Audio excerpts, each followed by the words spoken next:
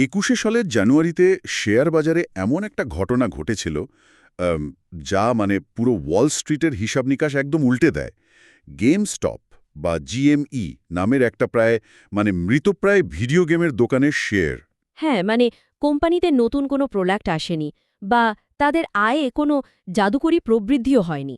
একদম কোনো মৌলিক কারণ ছাড়াই এই সাধারণ একটা কোম্পানির শেয়ারের দাম ভারতীয় মুদ্রার হিসেবে ১৬০০ টাকা থেকে লাফিয়ে ৩৮,৪০০ টাকার কাছাকাছি পৌঁছে যায়। কোনো খবর বা কোম্পানির পারফরম্যান্স নয়, বরং এর পেছনে ছিল নিরেড এবং যাকে বলে এড়ানো অসম্ভব কিছু গাণিতিক বাধ্যবাধকতা। রাইট। ওই ঘটনাটা সাধারণ মানুষের কাছে একটা বড় চমক হলেও আর্থিক বাজারের ভেতরের মেকানিজম যারা বোঝেন তাদের কাছে এটা ছিল একটা নিখুঁত গাণিতিক ঝড়ের উদাহরণ।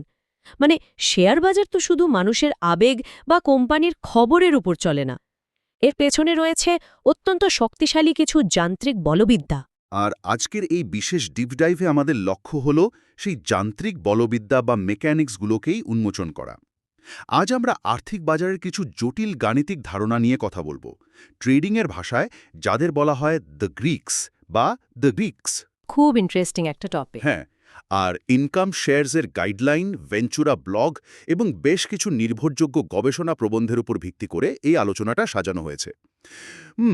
এই গ্রিক্সগুলো মূলত কিভাবে কাজ করে এবং ডেল্টা হেজিং বা গামা স্কুইজের মতো বিষয়গুলো কিভাবে আক্ষরিক অর্থেই পুরো বাজারকে নিয়ন্ত্রণ করতে পারে, সেটাই আজ আমরা বোঝার চেষ্টা করব। এই আলোচনাটা আধুনিক ট্রেডিংয়ের জন্য কিন্তু অত্যন্ত গুরুত্বপূর্ণ, কারণ দীর্ঘমেয়াদী বিনিয়োগকারীরা হয়তো কোম্পানির ব্যালেন্স শিট দেখেন, কিন্তু দৈনন্দিন বাজারে যে বিশাল অস্থিরতা তৈরি হয় তার পেছনে এই অপশন মার্কেট মেকারদের এবং এই গাণিতিক সূত্রগুলোর সরাসরি হাত রয়েছে। রাইট। এগুলো না বুঝলে বাজারের আকস্মিক উত্থান পতনকে নিছক পাগলামি বলে মনে হতে পারে, মনে হবে যেন লটারি চলছে। ঠিক আছে, চলুন বিষয়টা একটু খুলে বলি। একদম গোড়া থেকে শুরু করা যাক। অপশন ট্রেডিংয়ের ভিত্তিমূলে রয়েছে দামের ওঠানামার বিষয়টা, আর এখানেই আমাদের প্রথম গ্রিকের ধারণা আসে, যার নাম ডেল্টা। হ্যাঁ, ডেল্টা। আমাদের সোর্সগুলো বলছে আন্ডারলাইং স্টকের দাম $1 পরিবর্তিত হলে অপশনের দামে যে পরিবর্তন আসে সেটাই হলো ডেল্টা। কিন্তু বিষয়টা একটু খটমটে লাগছে। ডেল্টাকে আসলে বাস্তবে কিভাবে কল্পনা করা যেতে পারে? ডেল্টাকে একটা অপশনের সংবেদনশীলতার মাপকাঠি হিসেবে ভাবা যেতে পারে। ধরুন, একটা কল অপশনের ডেল্টা হল 0.5।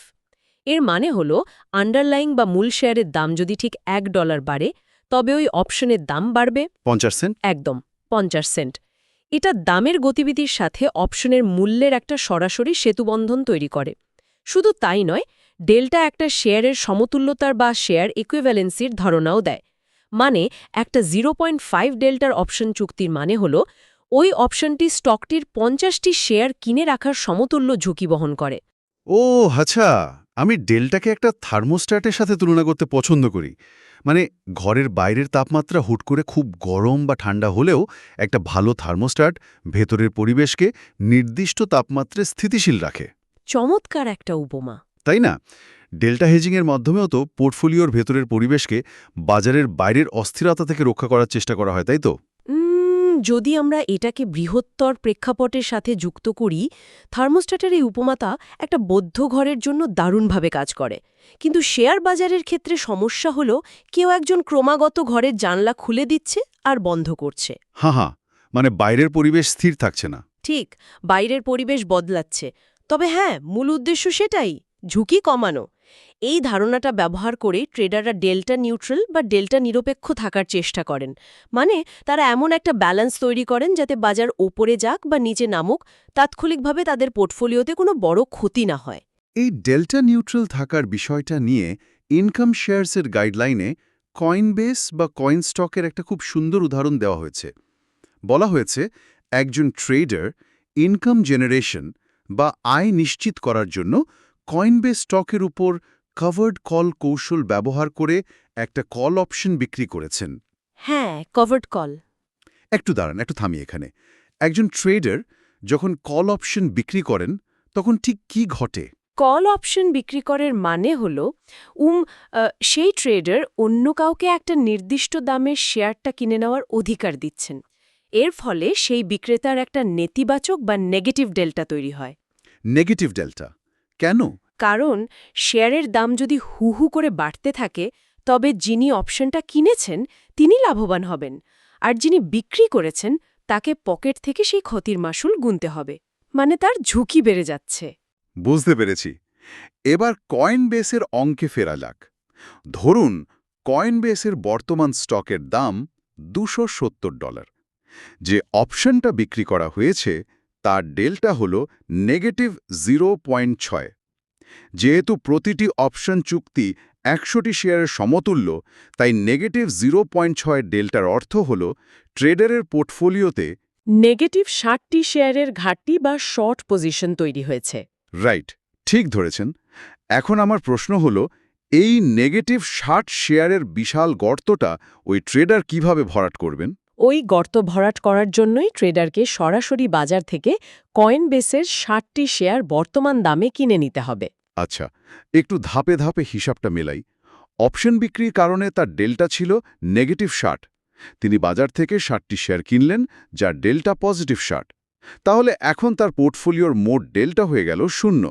ঠিক তাই, এই অবস্থাকেই বলা হয় ডেল্টা নিউট্রাল। এখন ধরুন কয়েনবেসের শেয়ারের দাম $1 বেড়ে $271 হলো, তবে কি হবে?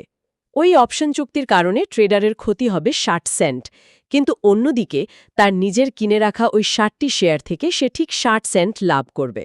ও, মানে ক্ষতি এবং লাভ একে অপরকে পুরোপুরি প্রশমিত করে দেবে। একদম। নেট ফলাফল 0। ওই মুহূর্তের জন্য ট্রেডারের পোর্টফোলিও একদম সুরক্ষিত। দারুণ। কিন্তু আপনি একটু আগে ওই যে খোলা জানালার কথা বলছিলেন, ডেল্টা তো আর একটা স্থির সংখ্যা নয়। শেয়ারের দাম পরিবর্তন হওয়ার সাথে সাথে ডেল্টাও তো পরিবর্তিত হতে থাকে। তাহলে কি ওই থার্মোস্ট্যাট একাই পুরো বাজার সামলাতে পারবে?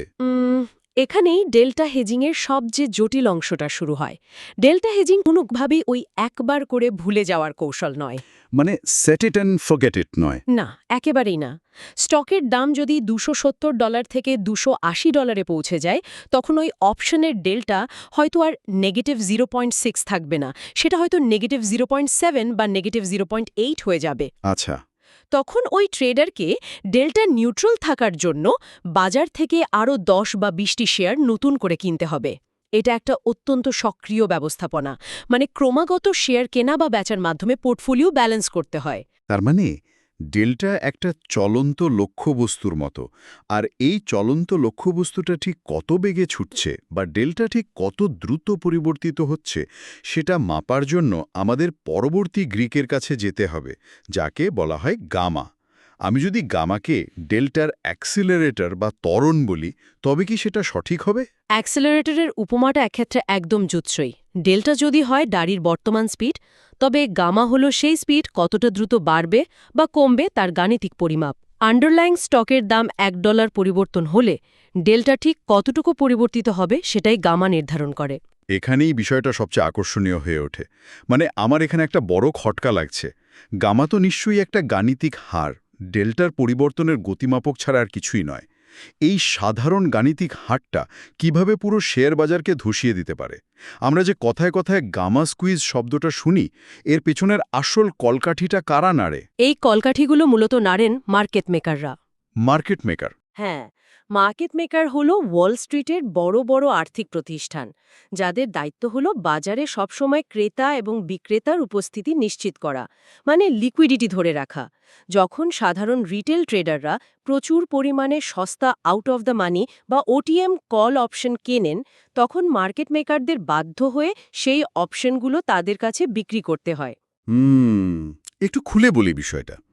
সাধারণ বিনিয়োগকারীরা যদি অপশন কেনেন, তার মানে মার্কেট মেকাররা অপশন বিক্রি করছেন।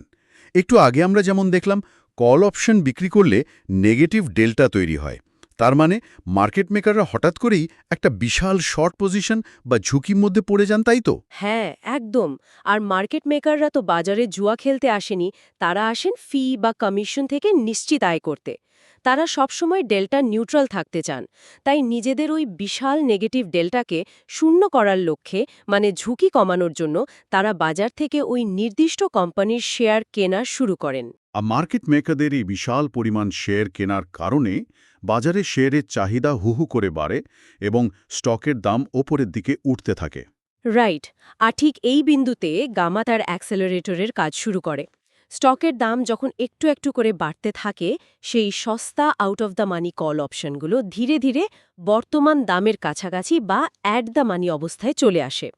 আমাদের সোর্স থেকে আমরা জানি অপশন যখন অ্যাট দ্য মানি বা এটিএম অবস্থায় আসে তখন তার গামা সবচেয়ে বেশি থাকে। ও আচ্ছা, এর মানে হলো গামা সর্বোচ্চ থাকার কারণে ডেল্টা এখন রকেটের গতিতে বাড়তে শুরু করে। মার্কেট মেকারদের পোর্টফোলিওতে থাকা ওই নেগেটিভ ডেল্টার গর্তটা হঠাৎ করে আরও অনেক বড় হয়ে যায়। একদম ঠিক। মার্কেট মেকাররা দেখেন যে তারা আবার মারাত্মক ঝুঁকির মুখে পড়েছেন। তখন ডেল্টা নিউট্রাল থাকার জন্য তারা বাধ্য হয়ে বাজার থেকে আরও বিপুল পরিমাণে শেয়ার কেনেন। তাদের এই নতুন করে শেয়ার কেনার চাপে স্টকের দাম আরও বেড়ে যায়। আর দাম বাড়লে তো ডেল্টা আবার বাড়বে। হ্যাঁ, দাম বাড়ার ফলে ডেল্টা আবার বাড়ে, গামা আবার সর্বোচ্চ পর্যায়ে যায় এবং মার্কেট মেকারদের আবারও শেয়ার কিনতে হয়। এটা একটা স্বয়ংক্রিয় ফিডব্যাক লুপ তৈরি করে। এটা তো অনেকটা পাহাড়ে সৃষ্ট তুষারধস বা অ্যাভালাঞ্চের মতো। মানে পাহাড়ের চূড়া থেকে একটা ছোট বরফের গোলা গড়িয়ে পড়তে শুরু করে, আর নিচে নামতে নামতে সেটা বিশাল আকার ধারণ করে সব কিছু গুঁড়িয়ে দেয়। শুরুতেই আমরা গেমস্টপ কোম্পানির কথা বলছিলাম। সেই ঐতিহাসিক গামা স্কুইজের সময় তো ঠিক এই মেকানিজমটাই কাজ করেছিল। সাধারণ ট্রেডাররা রেডিট ফোরাম থেকে অনুপ্রাণিত হয়ে গেমস্টপের প্রচুর সস্তা কল অপশন কিনেছিল। গেমস্টপের ঘটনাটা এই যান্ত্রিক ফিডব্যাক লুপের সবচেয়ে নিখুঁত এবং আমি বলবো বিধ্বংসী উদাহরণ। সাধারণ ট্রেডারদের ওই অপশন কেনার ঢল মার্কেট মেকারদের এমন একটা গাণিতিক বাধ্যবাধকতার মধ্যে ফেলে দিয়েছিল যে তারা নিজেদের দেউলিয়া হওয়ার হাত থেকে বাঁচাতে পাগলের মতো গেমস্টপের শেয়ার কিনতে বাধ্য হয়েছিল। সত্যি, এটা ভাবতেই কেমন যেন গা শিউরে ওঠে। মানে শেয়ার বাজার বলতে আমরা সাধারণত যা বুঝি, কোম্পানির ভালো আয়, নতুন প্রোডাক্ট, দক্ষ ম্যানেজমেন্ট। গামা স্কুইজের সময় এর কোনোটারই অস্তিত্ব থাকে না। বাজার পুরো বিচ্ছিন্ন হয়ে যায় কোম্পানির বাস্তব অবস্থা থেকে। এটা পুরোপুরি একটা গাণিতিক বলবিদ্যা, যা শেয়ারের দামকে আকাশচুম্বী করে দেয়। এটা একটা ভয়ঙ্কর সত্য। গামা স্কুইজ প্রমাণ করে যে বাজার অনেক সময় ডেল্টা হেজিংয়ের এই যান্ত্রিক বাধ্যবাধকতার উপর বেশি নির্ভর করে। তবে এই তুষারধস কিন্তু অনন্তকাল চলে না। তাই নাকি? এটা থামে কিভাবে? যখন মেয়াদের শেষ দিকে এসে সাধারণ ট্রেডাররা তাদের লাভ তুলে নিতে শুরু করেন, তখন এই পুরো সাইকেলটা উল্টো দিকে ঘুরতে শুরু করে। মার্কেট মেকাররা তখন তাদের কিনে রাখা শেয়ার বিক্রি করতে বাধ্য হন, যার ফলে দাম একইভাবে হুড়মুড় করে পড়েও যায়। অবিশ্বাস্য। আচ্ছা, দামের এই প্রচণ্ড ওঠানামা এবং গামার মতো বিস্ফোরক শক্তির পর অপশন ট্রেডিংয়ের জগতে এমন একটা শক্তির কথা বলতে হবে যা কোনো শব্দ করে না। মানে এটা কোনো বিশাল দামের পরিবর্তনও ঘটায় না, কিন্তু একদম নীরব ঘাতকের মতো কাজ করে। অপশনের ভাষায় একে বলা হয় থিটা। থিটা মূলত কি? থিটা হল অপশনের টাইম ডিকে বা সময়ের সাথে সাথে মূল্য হ্রাসের পরিমাপক। প্রতিটি অপশন চুক্তির একটা নির্দিষ্ট মেয়াদ বা এক্সপায়ারি ডেট থাকে। ঘড়ির কাঁটা যত এগোয় সেই মেয়াদ শেষ হওয়ার সময় তত ঘনিয়ে আসে। রাইট। আর এর সাথে সাথেই অপশনের মধ্যে থাকা টাইম ভ্যালু বা সময়ের মূল্য কমতে থাকে। এটাই থিটা। আমি থিটাকে রোদে রাখা একটা বরফের টুকরোর সাথে তুলনা করি। ধরুন একটা বরফের টুকরো কিনে রোদে রেখে দিলে কি হবে? কেউ সেটাকে ভাঙছে না, কেউ ছুঁছে না, কিন্তু সময় যত যাচ্ছে সেটা গলতে থাকছে। উপমাটা সুন্দর, তবে এর সাথে একটা ছোট্ট শর্ত জুড়ে দেওয়া প্রয়োজন। এই বরফ গলার হার কিন্তু সবসময় এক থাকে না। মানে? সবসময় সমানভাবে গলে না। না, মেয়াদ শেষ হওয়ার দিনটা যদি হয় সপ্তাহান্ত, তবে মনে করতে হবে সপ্তাহান্তের কাছাকাছি এলে সূর্যের তাপ জ্যামিতিক হালে বাড়তে থাকে। আমাদের সোর্স ভেঞ্চুরা ব্লক থেকে আমরা দেখতে পাই মেয়াদ শেষ হওয়ার আগের ৩০ থেকে ৪৫ দিনে এই টাইম ডিকে বা গলার হার সর্বোচ্চ পর্যায়ে পৌঁছায়। ও, বুঝতে পেরেছে। মানে এক্সপায়ারি যত কাছে আসে বরফ তত দ্রুত গলতে থাকে। তার মানে যারা অপশন কেনেন, অর্থাৎ লং পজিশনে থাকেন, তাদের জন্য থিটা হলো সবচেয়ে বড় শত্রু। কারণ স্টকটির দাম যদি তাদের কাঙ্ক্ষিত দিকে নাও যায় বা এক জায়গায় স্থিরও থাকে, তাহলেও শুধু সময় চলে যাওয়ার কারণে তাদের কেনা অপশনের দাম প্রতিদিন কমতে থাকবে, তাই না? একদম তাই। অন্যদিকে যারা অপশন বিক্রি করেন বা শর্ট সেলার, তাদের জন্য থিটা কিন্তু অত্যন্ত লাভজনক। তারা মূলত এই সময়ের বিক্রি করেই আয় করেন। মানে তারা সময়ের সুবিধা নেন। হ্যাঁ, প্রতিদিন যখন অপশনের মূল্য একটু একটু করে কমে, সেই কমে যাওয়া মূল্যটাই বিক্রেতার পকেটে লাভ হিসেবে জমা হতে থাকে। ভেঞ্চুরা ব্লগের লিফায় আরেকটা বিষয় খুব চমৎকারভাবে উঠে এসেছে। তারা বলছে যে ভলিটিলিটি বা অস্থিরতা এবং ইন্টারেস্ট রেট বা সুদের হার, এই দুটি বিষয় থিটার উপর বড় ধরনের প্রভাব ফেলে। একটু থামি, ভলিটিলিটি কিভাবে থিটার এই বরফ গলার প্রক্রিয়াকে প্রভাবিত করে? বাজারে যখন উচ্চ ভোলাটিলিটি বা ইমপ্লয়েড ভোলাটিলিটি থাকে, তখন অপশনের দামের ওঠানামার সম্ভাবনা অনেক বেশি থাকে। এই সম্ভাবনাটাই অপশনের টাইম ভ্যালুকে ধরে রাখে। সহজ কথায়, ভোলাটিলিটি ট্রেডার্সদের মনে একটা আশা জাগিয়ে রাখে যে কোনো মুহূর্তে স্টকের দাম লাফিয়ে কাঙ্ক্ষিত জায়গায় পৌঁছে যেতে পারে। আচ্ছা, মানে একটা চান্স থেকে যায়। ঠিক। আর এই আশার কারণেই উচ্চ ভোলাটিলিটির সময় অপশনের থিটা ডিকে বা সময়ের ক্ষয় কিছুটা ধীর হয়ে যায়, বরফটা একটু আস্তে গলে। দারুণ ব্যাপার তো। আর ব্যাংকের ইন্টারেস্ট রেট বা সুদের হারের সাথে এই অপশন ট্রেডারের গলে যাওয়া বরফের সম্পর্ক কোথায়? এটা কিভাবে কাজ করে? এর মূল কারণ হল অপরচুনিটি কস্ট বা সুযোগ ব্যয়। যখন সুদের হার বেশি থাকে, তখন টাকার বর্তমান মূল্য বা টাইম ভ্যালু অফ মানি বেড়ে যায়। ধরুন সুদের হার 5%। একজন ট্রেডার যদি একটা দীর্ঘমেয়াদী অপশন কেনেন, তবে তার মূলধন ওই অপশনে আটকে থাকে। রাইট, তিনি তো টাকাটা অন্য কোথাও খাটাতে পারছেন না। একদম। তিনি চাইলে ওই টাকা ব্যাংকে রেখে বা বন্ড কিনে নিশ্চিত 5% সুদ পেতে পারতেন। তাই সুদের হার বাড়লে ওই আটকে থাকা মূলধনের সুযোগ ব্যয় বেড়ে যায়, যা অপশনের মূল্য নির্ধারণে প্রভাব ফেলে এবং অনেক সময় থিটা ডিকেকে ত্বরান্বিত করে, বিশেষ করে out of the money call অপশনের ক্ষেত্রে। তাহলে এই থিটা বা সময়ের ক্ষয়ের হাত থেকে বাঁচার উপায় কি? এই নীরব ঘাতককে কিভাবে মোকাবেলা করা যায়? কৌশল হিসেবে কিছু নির্দিষ্ট পদ্ধতি ব্যবহার করা যায়। কেউ যদি অপশন কিনতেই চান, তবে দীর্ঘমেয়াদী অপশন বা যাদের এক্সপায়ারি ডেট অনেক দূরে, এমন অপশন বেছে নিতে পারেন। এতে সুবিধা কি? এতে হাতে সময় বেশি থাকে বলে থিটা ডিকের হার অনেক ধীর হয়। মানে ওই যে বললাম, বরফটা গলতে সময় নেয়। এছাড়া শর্ট টার্ম ট্রেডিং বা স্ক্যাল্পিংয়ের মাধ্যমে খুব অল্প সময়ের জন্য পজিশন ধরে রেখে দ্রুত লাভ নিয়ে বেরিয়ে আসার কৌশলও বেশ কার্যকর। ভেঞ্চুরা ব্লগে কিন্তু স্প্রেডস ব্যবহারের কথাও বিস্তারিতভাবে বলা হয়েছে। হ্যাঁ, ভার্টিক্যাল বা ডায়াগোনাল স্প্রেডগুলোতে একই সাথে একটা অপশন কেনা হয় এবং আরেকটা অপশন বিক্রি করা হয়। যে অপশনটা কেনা হলো, সেটার জন্য থিটার কারণে টাকা হারাতে হয় ঠিকই, কিন্তু যে অপশনটা বিক্রি করা হলো, থিটার কারণেই আবার সেখান থেকে টাকা আয় হয়। ও, মানে ব্যালেন্স হয়ে যায়। ঠিক ধরেছেন। এটা এক ধরনের চমৎকার হেজিং, যা থিটার নেতিবাচক প্রভাবকে অনেকাংশে প্রশমিত বা ব্যালেন্স করে দেয়। আজকে বেশ ভারী এবং জটিল কিছু গাণিতিক মেকানিজম নিয়ে আমরা আলোচনা করলাম।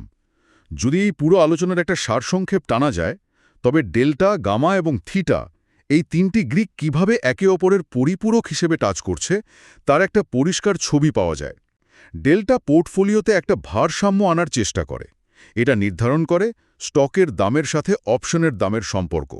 অন্যদিকে গামা সেই ডেল্টার পরিবর্তনকে ত্বরান্বিত করে, যা বাজারে বিশাল অস্থিরতা বা গামা স্কুইজের মতো ঘটনা তৈরি করতে পারে। আর থিটা হলো সেই নীরব ঘড়ি, তাই তো?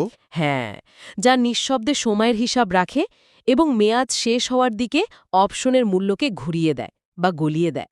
এই গাণিতিক সূত্রগুলো বোঝা অত্যন্ত জরুরি, কারণ আজকের এই বিশ্লেষণ থেকে এটা স্পষ্ট যে শেয়ার বাজার শুধু খবরের কাগজের হেডলাইনের ওপর নির্ভর করে চলে না। এর নেপথ্যে কাজ করে মার্কেট মেকারদের হেজিংয়ের বাধ্যবাধকতা এবং জটিল সব গাণিতিক সমীকরণ। এগুলো না বুঝলে বাজারের আসল গতি প্রকৃতি বা মুভমেন্ট বোঝা প্রায় অসম্ভব। একদম একমত।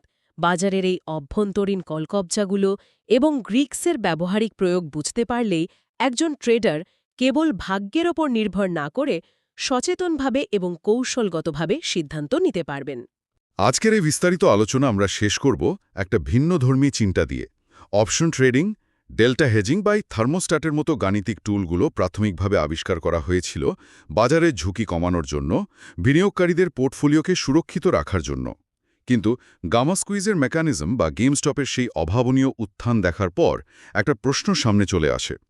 ঝুঁকি কমানোর জন্য তৈরি করা এই গাণিতিক টুলগুলোই কি এখন শেয়ার বাজারের সবচেয়ে বড় ঝুঁকির কারণ হয়ে দাঁড়িয়েছে? এই গ্রিক্স আর হেজিংয়ের অন্ধ বাধ্যবাধকতাগুলো কি বাজারকে মানুষের নিয়ন্ত্রণের বাইরে নিয়ে গিয়ে একটা স্বয়ংক্রিয়, অনির্দেশ্য এবং বিপজ্জনক মেশিনে পরিণত করছে?